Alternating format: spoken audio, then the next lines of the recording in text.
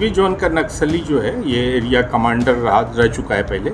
नरेश रविदास उर्फ पाताल जी इसका नाम रहा है और ये काफ़ी एक्टिव रहे हैं नक्सली में। और जो खड़गपुर थाना कांड संख्या 4-5 था, जो तत्कालीन मुंगेर के एसपी केसी सुरेंद्र बाबू थे, उस कांड में भी इसकी संलिप्तता है। नमस्कार, आप देख रहे हैं न्यूज़ फॉर नेशन और मैं सुमित आपके साथ। साल 2005 का जो अध्याय है वो काला अध्याय माना जाता है बिहार पुलिस के लिए। मैं आपको बता दूं, बिहार के ही मुंगेर ज़िले के एसपी थे केसी सुरेंद्र बाबू, जिनकी माओवादियों द्वारा 5 जनवरी 2005 को बारूदी सुरंग लगाकर उन्हें उनकी गाड़ी को उड़ा दिया गया था, जिसके साथ 5 जो उनके अंगरक्षक थे, गाड़ी के ड्राइवर थे और भी कुछ सिपाही थे, उनको मिलाकर लगभग 6 लोगों की शहादत उस दिन हुई थी, जिसमें जो नक्सली हैं उनका हाथ था। और ये जो केसी सुरेंद्र बाबू हैं मुंगेर के एसपी थे, वो नक्सल ऑपरेशन के तहत ही भीम बांध के जंगलों में गए थे और वापस लौटने के क्रम में ही भीम बांध के जंगलों में ही जो नक्सली वो पूर्व से घात लगा के बैठे हुए थे और बारूदी सुरंग लगाया हुआ था रास्ते में, और बारूदी सुरंग लगाकर मुंगेर के तत्कालीन एसपी केसी सुरेंद्र बाबू को उड़ा दिया था।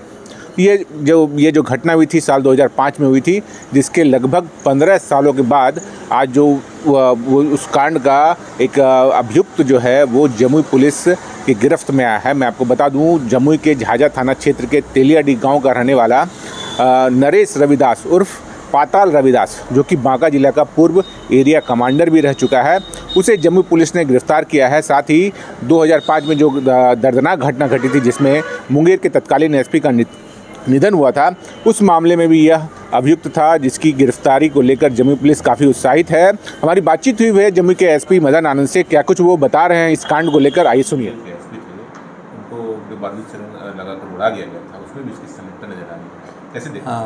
जेबी जोन का नक्सली जो है ये एरिया कमांडर रह चुका है पहले। नरेश रविदास उर्फ पाताल जी इसका नाम रहा है और ये काफ़ी एक्टिव रहे हैं नक्सली में। और जो खड़गपुर थाना कांड संख्या 4-5 था, जो तत्कालीन मुंगेर के एसपी केसी सुरेंद्र बाबू थे, उस कांड में भी इसकी संलिप्तता है। और बौंसी में भी, बांका जिला के बौंसी में भी इस पर केस दर्ज है। 2 केस अभी इसका निकला है और ये जो है कल के रात्रि में, ये पहले से ही इस पर निगाह था और इसको बहुत। कहाँ से सर इसकी गिरफ्तारी की गई? इसका गिरफ्तारी जो है ये तेलियाडी से हुआ है, झाझा थाना अंतर्गत तेलियाडी आया हुआ था। हाँ, जमुई का ये रहने वाला है, तेलियाडी का।